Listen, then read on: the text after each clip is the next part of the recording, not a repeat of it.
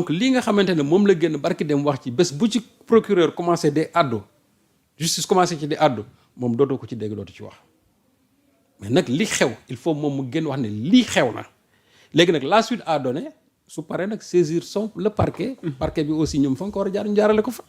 d'ailleurs dégg naa sax ñu ne woy parquet bi déchargé na Farba Ngom déedéet parquet déchargé wu ko. on dit que le procureur a blanchi Farba Ngom. non procureur mënu ko blanchir. déchargé nañ ko mënu ko déchargé wu ko. qu'est-ce qui s'est passé sëñ Saliou? procureur demandé immunité parlementaire c'est-à-dire que Farba Ngom ce que les gens ne savent pas procédure bu nekk avec son immunité parlementaire. ok ba ñu koy tuumaal affaire blanchiment de capitaux ak escroquerie sur les deniers booba avant ñu koy poursuivre on a levé son immunité parlementaire. lii nga xam ne aussi avec ce réseau criminel là dont parlait Yacine. suñ ko ci waree topp suba dañu war a relever waat encore son immunité parlementaire. parce que procédure bu nekk avec son immunité parlementaire. donc nit ñi li ñu wax naan procureur su ñëwee mu ne duma ko interroger dans la mesure où son immunité parlementaire n'est pas encore levée kooku dañ ko déchargé wuñ ko mais c'est que nag presse bi aussi la presse de Farba Ngom aussi c'est une presse manipulatrice nañ ko wax tëddee parce que presse bi ñu ci bëri ñu leen di wax ñeneen ñi di fekkatu di wax mais on sait comment ça fonctionne cette presse là qui est allée couvrir à coût de millions la manifestation de Farba Ngom mais ñooñu tey bu ñu taxawee daan ne Farba dañ ko décharger aussi ils sont dans la manipulation ils sont dans les fake news tout simplement et ça ne doit étonner personne mais la réalité c'est que procureur mënul interroger Farba Ngom dans la mesure où son immunité parlementaire n'est pas encore levée donc il faut nécessairement à l'Assemblée nationale que ñu lever son immunité parlementaire ñu demander à ce que Farba soit poursuivi su boobaa nag procureur dina déclencher quand même li nga xamante ne moom mooy ay poursuites judiciaires mais sans cela procureur bien sûr en respectant la loi mënu ko laal léegi nag parce que laalu ko ñu retourné waat ko pavillon ñu ne way déchargé na yow loolu mooy manipulation mais ça se comprend parce que j'ai dit que encore c'est la presse de Farba qui parle il faut qu'on le dise c'est la presse de Farba qui parle. ndax looloo tax mu am ay presse yu ñu interdit d'accès. waaw mais xam nga même presse yooyu. y a eu des presses interdites d'accès pour couvrir cet événement. waaw ndax lu war la. man sax je me dis que loolu quelque part même su amee. y a faille parce que pour man presse nañ leen bàyyi ñu ñëw ñu def seen liggéey ku ci nekk après tu as la responsabilité éthique et déontologique ci li nga xam moom ngay publier. mais man amul xàjj ak seen. que ça soit une presse d'opposition que ça soit une presse de telle personne que ça soit même une presse je ne sais pas radicale. nañ leen bàyyi ñu couvrir on doit interdire à personne de venir couvrir man loolu laa gëm. il faut qu'il y ait de la contradiction dans tout ce que l'on fait même ñi nga xam ne say pire ennemi nga jàpp nga ne ci presse bi say ennemi lañ. bàyyi leen ñoom suñu ñëwee ñu def seen liggéey ku ci nekk soo paree avec sa conscience éthique et déontologique. yow yaa xam nan ngay traiter sa information. parce que lu ko may aussi ñoom su boobaa dañuy nekk en faute par rapport ak li nga xamante ne taxawaay bi ñu waroon am à l'endroit de cette presse là. donc ñi nga xamante ne tey Farba Ngom doon nañ wax ak ñoom ci biir prison bi. xam mooy tudd nañ ci ay journalistes. waaw léegi nag le problème qui se pose mooy.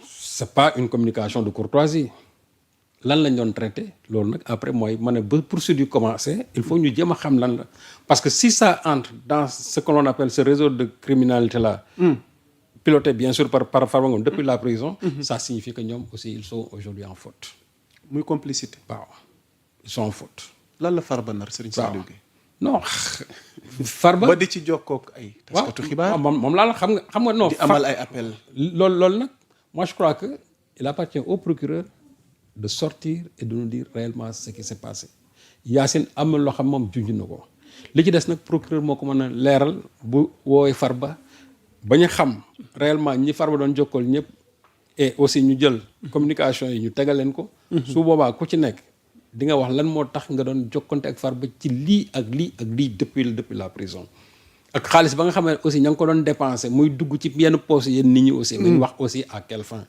man la ma joroon waxoon naa ko quand j'avais parlé ici du milliard organisé waxoon naa ko ci dégg naa ci lu ne on a tiré à boulet rouge sur moi. Exactement. 2 organisations ont porté plainte contre moi man depuis loolu ba léegi maa leen déglu ci loolu mais man fa ma nekkoon ci mbir mi musuma fa jógee te man du ma wax loo xam ne aussi xawma ko la ma doon wax à l'époque wax naa ko la ma ci doon wax ci presse bi aussi nee naa presse bi ñii lii lañ jot la ma doon wax gis naa sax benn politicien bu doon fexatu naan way man kenn joxuma dara naa porter plainte Serigne Saliou kooku aussi ba léegi après ça a fait Foras. non parce que ka koy wax moom xam naa dëgg la. te moom xam na ne je peux aller beaucoup plus loin que li ma wax kooku la ma doon wax man je peux aller beaucoup plus loin xam na boppam. man je peux aller beaucoup plus loin moo tax man ne ñi fiy toog fii di wax yëpp nii man nous on a porté plainte tellement contre yor année bi te seen plainte yu yëpp tegul ci dara ñun nag fu ñu woo ñu wuyu fa bu yeboo chaque jour ñu wuyu plainte mais li ñu bind yëpp dañ ko bind te nous l'assumons parce que xam nañ bu baax ñun li ñuy bind lan la Babacar Fall a porté plainte contre nous nous sommes allés répondre et j'ai demandé à ce qu'il y ait une confrontation entre Babacar Fall ak Yor ba tey Foras. non ba léegi confrontation bi amul parce que su fekkee ne on a nié l'information ñun yi ñu joxe woon dama ne na confrontation bi am su amee su boobaa mu ñëw ma teg samay preuve mu teg ay preuve ma ne ko lii kan moo ko wax kan moo ko bind su boobaa dinañu ci àtte. ok c'est la même chose aussi avec cette histoire de Farba Ngom là. donc man ministre bi. pour tënk ci cas Farba bi. ministre comme am na yeneen points yu ñuy xaar moom vraiment il faut saluer sa démarche. ah kon lii que nit ñi critiquer nii. non ne Yacine Fall fa ñu tàmbalee ak ña koy critiquer parce qu'ils sont de mauvaise foi. parce que erreur bi Yacine waroon defu ko moo tax xam naa ne ils ont été frustrés ñu jël affaire bi wëlbati ko parce que bu Yacine duggoon ci 125 milliards yi ñu ne dugg na dans le secret de l'instruction.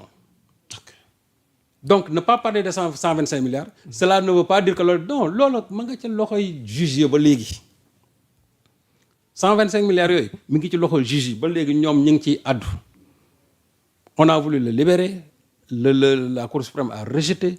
Comment dirais-je, le parquet s'est opposé, donc ça signifie que cette instruction-là suit son cours. Okay. Donc, loolu Yacine amatul lu mu ciy wax. Cela ne veut pas dire que bu génnee def benn sortie ci Farba non c'est-à-dire que lii leneen la loo xamante ni aussi ñun dañ ko war a xam parce que un détenu VIP bu taxaw ne da nga feebar depuis la prison.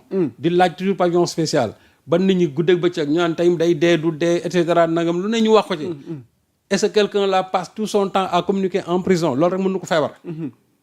ku feebar am nga kattan boobu di organiser li muy organiser ci biir prison bi. mais quand même te kii sama ton moo tax ma ne leneen Yacine li ñu bëggoon Yacine defuñu ko finalement ils ont été frustrés moo tax ñu ne way de 125 milliards à je ne sais pas aux deux téléphones oui aux deux téléphones c'est extrêmement grave parce que ces deux téléphones là sont interdits en prison.